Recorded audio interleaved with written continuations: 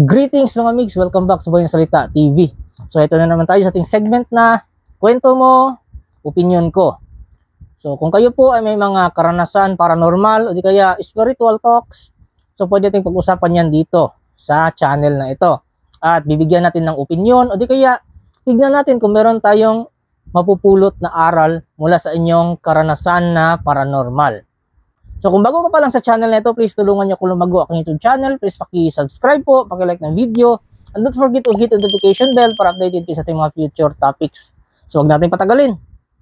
Magpatuloy na tayo.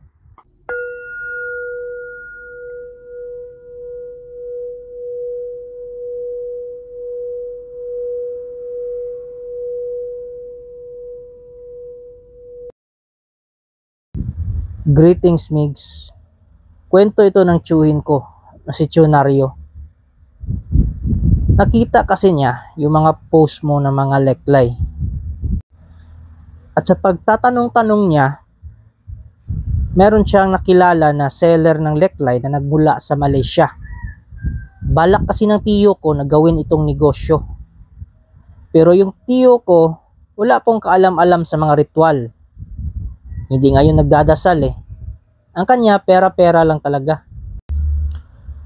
Ang ginawa niya mga migs, pagkadating ng leklay, pinutol niya kaagad ito gamit ang makinarya. Pagkatapos nun, gumawa siya ng isang net na magiging kwintas nito. So para siyang twine na malambot, yung cotton siya na strings para gawin itong parang net. Tapos ilagay doon yung leklay at gawin na itong kwintas. Binibenta niya yun mga migs, kahit walang ritual, walang dasal o kung ano pa man. Basta para sa kanya, pera-pera lang. Ang nangyari migs, minalas po yung tiyuhin ko. Yung mga makinaryang gamit niya, nasunog lahat. Hindi nga niya natapos putulin yung ibang leklay eh, kasi yung mga ginagamit niyang mga makinarya nasunog. Parang sumabog. Malipas lang ang ilang araw mga migs, yung tiyuhin ko nilagnat. So sabi ng doktor, nagpa-hospital sila, UTI daw yung dahilan. Marami na siyang naubos na gamot mga migs, pero hindi gumaling-galing ang kanyang karamdaman. So nung nakita ko yung video mo, nag-advise ako sa tito ko na i-contact ka. Kaya dahil sa tinuro mo mga migs na kung paano i-dispose, ilibing yung mga leklay, sa awa ng Diyos mga migs, magaling na ngayon yung tito ko at hindi na niya ginawang negosyo yung leklay. Hindi na nga siya humahawak ng leklay kasi natakot na siya. So greetings mga migs. Ito po yung opinion ko doon sa na-share po ni Nario. Mali kasi yung ginawa niya eh. Hindi ka basta-basta nagpuputol ng leklay. Unang-una, hindi mo alam baka may nakatira sa leklay. Tapos pinutol mo. Kasi mga migs, meron niyang ritual. Nagpapaalam ka muna. At ang pinaka-ritual dyan mga migs, magpapaalam ka sa mundo. Kasi sa mga taong naniniwala sa naturalistic point of view, ang mundo po natin, ang earth po natin mga migs ay buhay po yan. Isang malaking organismo yan na buhay.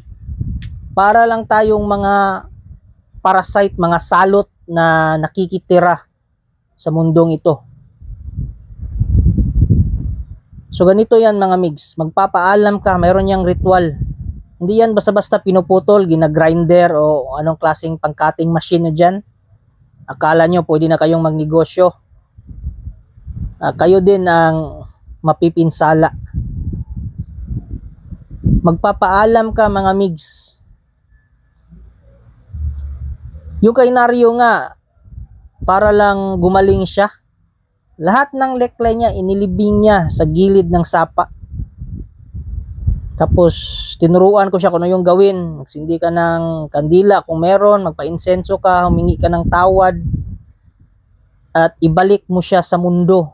Kasi pag libing dyan mga migs, ibig sabihin Binalik mo siya sa mundo kasi produkto yan ng mundo, mga migs.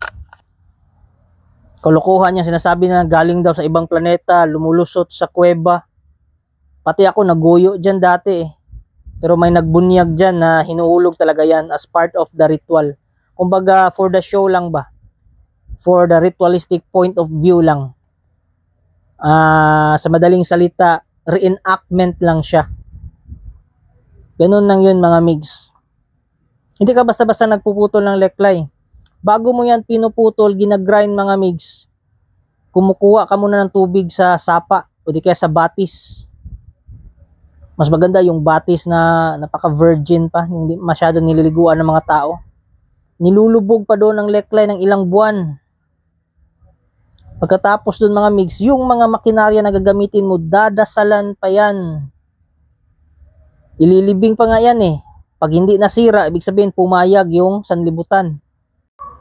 Ibig sabihin pumapayag yung mga enerhiya na binubuga ng sanlibutan at sumasang-ayon ito sa dikta ng universe, ng sangsinukob.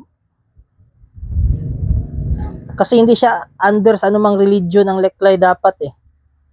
So yung universe ang magdidikta, yung pintig ng universe. Kaya hindi yan basta-basta na pinuputol lang para lang magkaroon ka ng sarili mong leklay, o kaya gawin mong negosyo pagkapirahan mo. Mali yan, mga migs. Akala siguro ng mga bugok dito, ginagawa ko itong negosyo. Alam nyo, mga migs, ang purpose ko talaga is makatulong para i-share ko yung blessing. Kasi na-bless ako gamit yung leklay eh. So pag na-share ko yung blessing, good karma ang balik sa akin yan. At saka, ganito, mga migs ha. Bata pa lang ako, mahilig na talaga akong gumawa ng mga accessories, mga jewelry. Mahilig akong gumawa ng alahas. Hanggang sa, eto, nagkaedad na, naging mahiligin ako sa mga agimat. Pero ayoko ng mga agimat na may mga sapi. Buti na lang natagpuan ko tong Malaysian leklay. So napag-combine ko yung hilig ko sa mga alahas at yung hilig ko sa gemstone. Kasi kinoconsider ko gemstone yung leklay eh. Gift yan, regalo yan ng kalikasan.